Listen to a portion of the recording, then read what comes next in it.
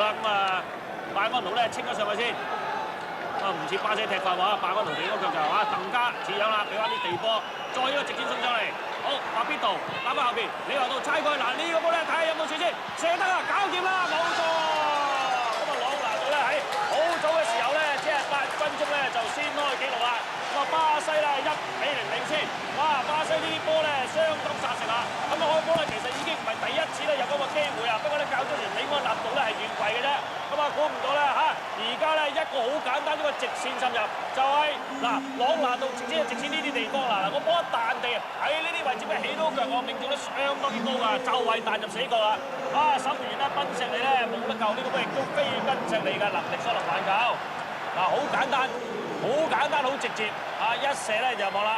巴西咧1-0領前啦。我諗咧而家啲巴西擁躉咧，而家可能喺里約熱內盧嗰邊咧，哇，可能已經瘋狂晒啦，個個咧係哇嘻嘻嘘嘘都唔頂啊！1-0，我睇下摩洛哥咧係點樣踢啦。咁因為唔好忘記喎，上場巴西咧呢啲摩洛哥擁躉咧就哇愁眉苦面啦。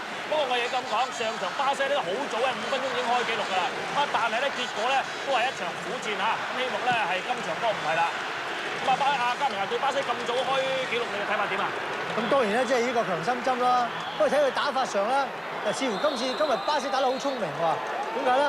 佢係俾摩洛哥嚟喎，俾摩洛哥攻佢，咁啊褪翻落嚟咧就後邊好空位。咁我見到咧已經今次咧已經第3次咧直線波俾入去，頭嗰2次係越位嘅，影響立度射入波大算越位。